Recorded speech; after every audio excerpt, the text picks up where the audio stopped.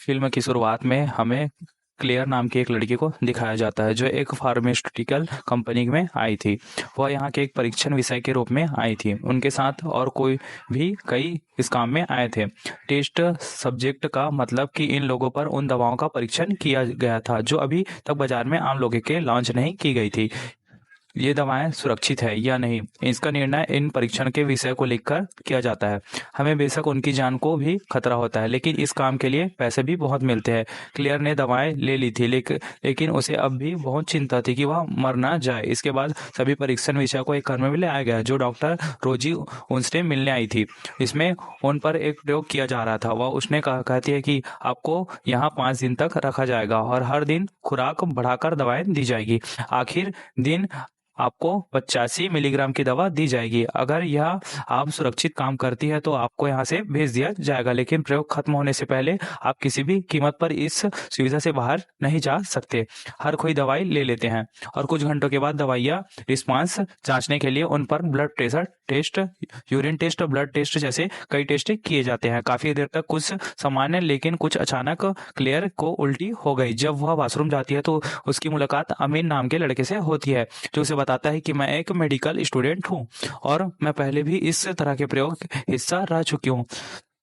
फिर हम देखते हैं कि अब रात हो गई और जब सब लोग सोने की तैयारी करते हैं तो किसी को नींद नहीं आती। उसके साथ सभी को अजीब चीजें नजर आ रही थी, यानी प्रतिभ्रम हो रहा था। वो लोग पिछले 2 दिन से सोए नहीं थे और अब सभी को डर था कि कहीं इस प्रयोग के हिस्सा बनकर उन्हें गलती तो नहीं कर दी। डॉक्टर रोजी का हैरान देखकर और अपने प्रमुख अधिकारियों से बात करते हैं। उन्हें बताती है कि यह दवा उन परीक्षणों के केंद्रीय तंत्र को प्रभावित कर रही है। मैंने सभी को MIR रिपोर्ट देखी है। इसका उन पर इतना असर हो रहा है कि उनकी जान भी जा सकती है। आप लोगों ने मुझे कहा कि यह दवा संक्रमण के लिए है, लेकिन यह दवा संक्रमण के लिए नहीं हो सकती। क्या आप मुझे बताएंगे कि यह किस प्रकार की दवा है? लेकिन अधिकारी उसे दवा के बारे में बताने के बजाय परीक्षण किए जाने वाले खुराक बढ़ाने के लिए कहता है और डॉक्टर राजी हो जाते हैं। ना चाहते हुए भी उसे कंपनी अधिकारियों की बात सुननी पड़ती है। जब उसके पास दवा कितनी खुराक है तो वे डॉक्टर राजी से पूछते हैं कि आज हमें इतनी खुराक की आवश्यकता क्यों है, जिस पर डॉक्टर रोजी का कहना है कि कंपनी के नियम से बदल दिए हैं। अगर आप आज यह दवा लगा लेते हैं तो इसके बदले में आपको 30 लाख यूरो का बोनस मिलेगा। इतनी बड़ी रकम के बारे में सुनकर ये सभी लोग खुद से पागल होने लगते हैं। इन सभी गोलियों को हर कोई बिना सोचे समझे खा लेते हैं। ये लोग 4 दिन से नहीं सोए थे और अब इन्हें नींद नहीं आ रही थी। डॉक्टर रोजी बेहतर हो रही थी, लेकिन अब वो बेहतरीन नहीं हो रही थी। इसकी हालत बड़ी अजीब थी। डॉक्टर रोजी ने कंपनी के अधिकारियों को अपनी स्थिति के बारे में बताया। यह दवाएं बंद करके उसे कोई अन्य उपचार देने के बजाय अधिकारी फिर से डॉक्टर रोजी से उसकी खुराक बढ़ाने के लिए कहते हैं। अब डॉक्टर को समझ आ गया था कि अधिकारियों की मांस ठीक नहीं है।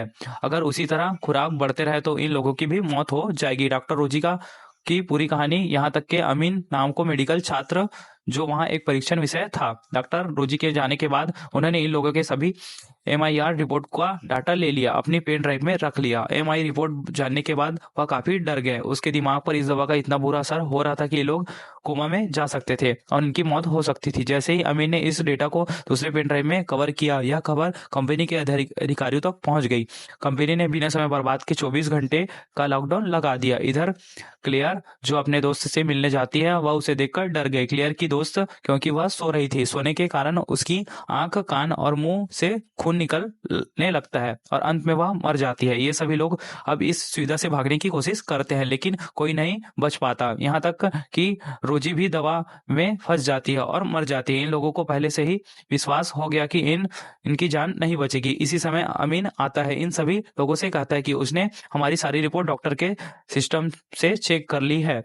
हमें जो दवा दी जा रही थी वह हमें जगाने के लिए दी जा रही थी। 4 दिन हो गया और हम सो नहीं पाएंगे। हमारा दिमाग हमें सुलाने और जगाने की कोशिश कर रहा है। ये दवा और अलग हमें ये दवाइयाँ खाकर सो जाएंगे तो हमारा दिमाग काम करना बंद कर देगा और हम मर जाएंगे। किसी भी हालत में 24 घंटे जागना होगा, जिसके बाद दवा का असर कम हो जाएगा और हम यहाँ से निकल सकेंगे और इलाज करा सकेंगे। अगर हम 2-3 दिन के लिए कोमा में भी चले गए तब भी हमारे जीवित रहने और कोमा से वापस आने की संभावना अधिक होती है। अमीन इस सुविधा से कुछ दवाइयाँ ढूंढता है और सभी को दे देता है। इनका कहना है कि दवा का इस्तेमाल तभी करना चाहिए जब नींद पूरी तरह से नियंत्रण से बाहर हो जाए। ये लोग अब जागने की कोशिश में लग गए, लेकिन इतनी देर तक जागने के कारण इन्हें प्रतिभा हो रहा था। अमीन को भ्रम हो गया कि उसकी मृत्यु साथ ही जीवित है, उसके पास आ रही है, लेकिन तभी वो अपने मन को वश में कर पाता है। दूसरे लड़के को भी प्रतिभ्रम होने लगता है कि एक अंधेरे कमरे में आवाज सुनाई दे रही है। आवाज का पीछा करते हुए वह अंधेरे तक चला जाता है और थोड़ी देर बाद पता चलता है कि आंखें, कान, मुंह और जगह खून बहता हुआ मर गया। अमीर का कहना है कि इस दवा की वजह से उन्हें नींद आ रही है, उनके दिमाग में काम करना बंद कर दिया है, उनकी मौत हो गई है। नींद में डूबी क्लेयर ने चूल्हे पर अपना हाथ जला लिया ताकि जलने के कारण उसे नींद ना आए। क्लेयर ने उन सभी से भी कहती है कि मुझे नहीं लगता कि 24 घंटे भी जीवित रह पाएंगे, हमें यहाँ से निकलने का रास्ता ढूंढना होगा। ये लोग अब एक दरवाजे जैसे चीज को तोड़ने की कोशिश करते हैं, लेकिन काफी खोजबीन के बाद भी उन्हें कोई रास्ता नहीं मिलता। अब दवा की बदौलत ये भी बचने का रास्ता सोच रहे थे। एक लड़की सोचती है कि शायद अमीर कंपनी से जुड़ा हुआ है, इसलिए उनके पास इतना ज्ञान है। वे अपना रास्ता ढूंढने के लिए अमीर को बाध देती है और उसे मारना शुरू कर देती है, लेकिन अमीर खुद उससे ज्यादा कुछ नहीं जानते। वह स्वयं भी उनकी तरह एक परीक्षण विषय था। दो लड़कियां उससे मिलती है और पूछती है कि यहाँ से निकलने का रास्ता कहाँ है, नहीं तो हमें तुम्हें मार डालेंगे। इससे पहले कि वे उसे मारे, हम देखते हैं कि एक अन्य लड़की ने अमीर को मारने के लिए नींद का इंजेक्शन लगाया था, क्योंकि उसे शक था कि अमीर ने कंपनी की दवा नहीं ली है। उस पर दवा का कोई असर नहीं हो रहा था, लेकिन अगर वह अभी मर जाए तो नहीं मर पाएगा। और इससे पहले कि वह अमीर को इंजेक्शन लगाए, वह स्वयं प्रतिभा हो जाती है और अवस्था में वह सो जाती है। उसका दिमाग भी नियंत्रण से बाहर हो जाता है। हर किसी की तरह वह भी खून, मुंह, कान के खून से मर जाती है। जहां क्लियर को भी प्रतिभ्रम होने लगा। वह 90% तक सोच चुकी थी और मरने से पहले उन्होंने अपने दिमाग पर काबू पा लिया और अमीर की दी हुई दवा खा ली और होश में आ गए। इसी बीच उसे दीवार में एक छिपा हुआ दरवाजा नजर आता है, जिसके बाद वे अपने साथियों को बताती है कि इस कमरे को खोलते हैं। उन्हें पता चला कि यह कमरा मृतकों को रखने के लिए जगह है और यहाँ एक लिफ्ट है जिसको मृतकों को ऊपर या नीचे लाया जाता है। ये लोग अब नीचे जाने के लिए इस लिफ्ट का इस्तेमाल करने की सोच रहे थे। अमीर को भी प्रतिभ्रम हो रहा था और वह डॉक्टर रोजी को देख रहा था जो उसे बता रही थी, उन सभी ने तुम्हें धोखा दे दिया है, वे सब तुम्हारी बुराई कर सके हैं, तुम उठो और सबको मार डालो। इधर उसके एक साथी को अमीर का एक पत्र मिलता है। उसमें उसने लिखा था कि लॉकडाउन का कारण मैं हूँ। ये पढ़कर लड़के को बहुत गुस्सा आता है और वो अमीर के पास जाने से लेटर के बारे में पूछता है। वह कुछ नहीं कहता। इससे पहले कि वह आदमी अमीर पर हमला करता उसे मारता है। अमीर खुद को छुड़ाते हुए उस पर हमला कर देता है, उसे जमीन से गिरा देता है।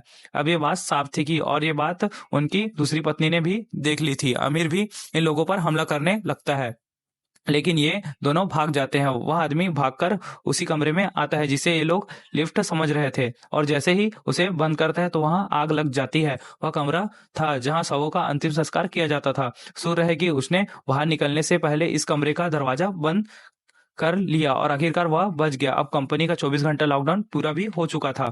अचानक सुविधा का दरवाजा खुलता है और अमीर यहाँ से बाहर निकलने की कोशिश करता है, लेकिन उसे पहले ही यह गार्ड यहाँ आता है और उसे गोली मार देता है और उसे उसे मार देता है, क्योंकि कंपनी ने आदेश दिया था कि जो भी जीवित बचे उसे मार दिया जाएगा। खुद को बचाने के लिए क्लियर ने शवों के कपड़ों को पहन लिया ताकि वह पता मत चले कि वह मर चुकी है। गार्ड क्लियर सही सभी शवों को उठाते हुए अपनी वैन में रखते हैं। वह चार तरह से खड़ी होती है और ड्राइवर उसे देखकर डर जाता है। इन लोगों को एक्सीडेंट हो जाता है।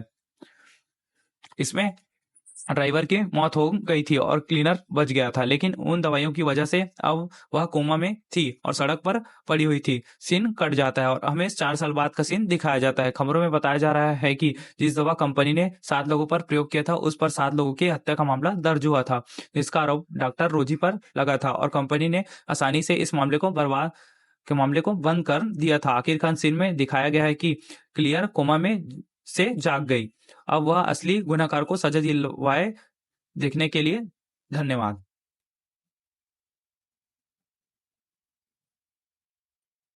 वीडियो अच्छी लगी तो वीडियो को लाइक करें और हमारे चैनल पे अगर आप नए हैं तो चैनल को सब्सक्राइब करना ना भूलें।